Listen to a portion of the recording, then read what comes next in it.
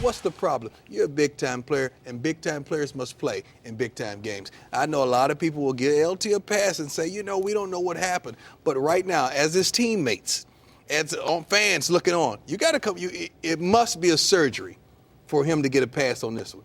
I hope we come up with something in the offseason that's not severe, but it warrants a surgery because there's no reason not to play with all the medication in the world today, not to play in this big game that could propel your team to the Super Bowl. And then Ladainian Tomlinson on Monday responded when a reporter from the San Diego Tribune asked him about Deion's comments. Quote, he's never been a running back and had a sprained MCL. You tell me what running back is playing with a sprained MCL and been effective. You might go out there and try to limp around and play, but it's not going to happen. I don't know how information gets passed on, but until you talk to the source of the problem, what's going on with me, I think it's ridiculous when people make comments like that.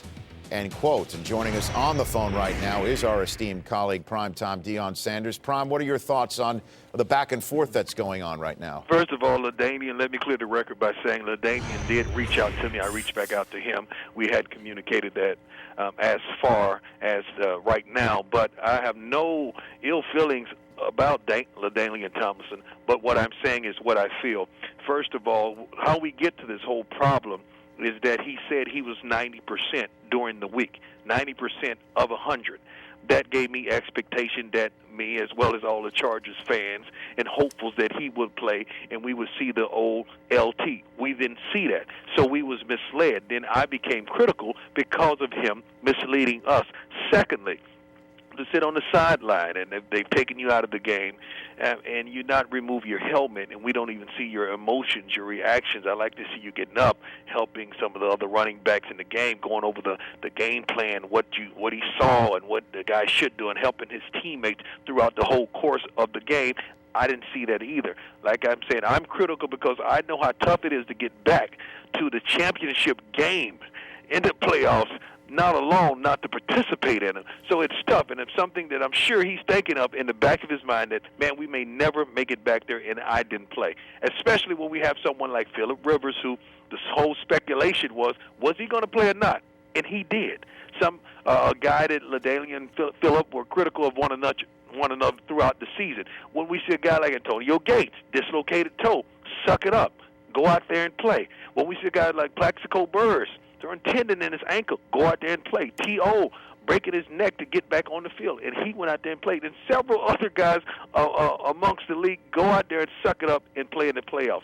Is he right? Yeah, I never played with at the running back position with a sprained MCL. No, I played cornerback against Randy Moss, Chris Carter, and Jake Reed with a torn MCL that I got surgery on at the conclusion of the season, but I wasn't about to forfeit that opportunity to compete in the playoffs and go out there and let my teammates down. Now, prime time, this is TD. Now, don't you think that LT is aware that this is the biggest game in his career and that if there was any shot that he could have played, that he would have?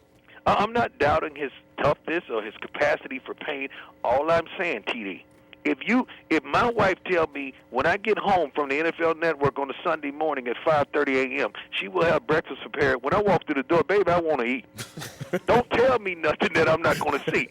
So when you tell me that you're 90%, I expect that. I'm sure the teammates expected that. The fans expected that. I'm not the only one that thought this.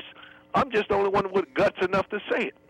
Hey, Primetime, I know in Denver, Shanahan used to always come to the players, and he would encourage us to really put our status at a 90% or 100% that we will play that week so that our teammates are not down on us. So I don't think this is LT's fault that he said he was 90%. I think the Chargers have something to do with this, making LT go out there and say, hey, listen, you got to tell people that you will play this game. And believe me, LT wanted to play, and he tried to play. And I commend him for going out there for the first 3 plays. He ran it twice and caught a screen. And when I saw him catch that screen, I said, he's not ready. He's not right. He needs to lead the game. Right. If you tell me you're 90% and I'm a fan or I'm a teammate, I expect to see 90%. I don't want to be misled, TD. What I'm saying, I'm not questioning his mental toughness, but the way I played the game, the way you played the game in the playoffs, you got to drag me off the field. That's all I'm saying. Right. Yeah, but Deion, subterfuge is a part of the game. We see it happen with the Patriots all the time. To me, though, the bigger issue is maturity. And from the standpoint of Here's a guy, as you mentioned, on the sidelines. You and I, Marshall Faulk, we talked about this for about 30 minutes today.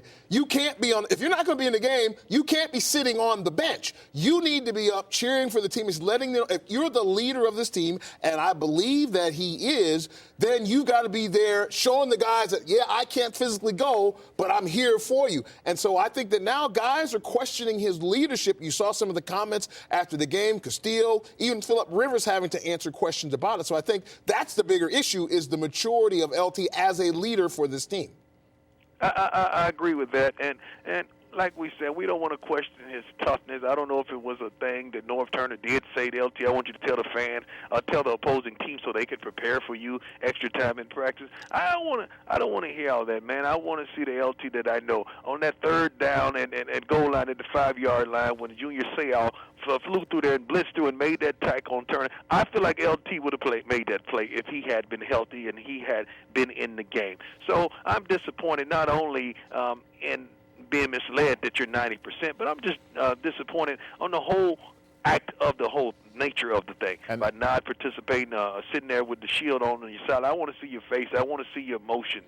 And I want to see you help your teammates throughout the whole course of the game. All right. And then at the end of the game, even with the NFL Network, we're 24/7. We give so many people opportunities to get this story out, to get the word out. That's why we set up these pressures after the game, so the players could speak their mind, coaches could speak their mind, so fans can really see what happened and see a player or a coach articulate what happened in that game. That was the perfect opportunity, and we didn't hear from LT. So it led us to come to the conclusions that we came to.